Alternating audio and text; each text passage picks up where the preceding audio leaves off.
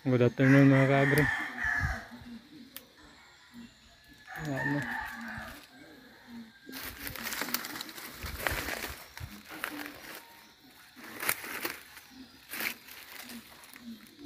Meron pala akong i-share sa inyo mga kaagri.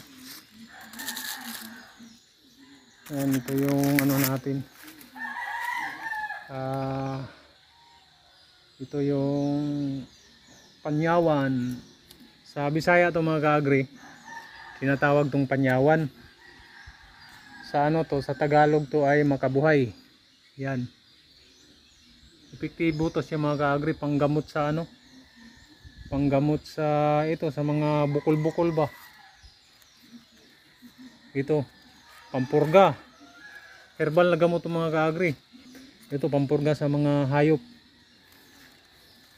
Tapos isa pa mga kaagri ay ano, yung kapag sumasakit ang ngipin. Kapag yung ngipin nyo ay may butas mga kaagri, magdikdik ka lang nito tapos pasakan mo ng ano dito.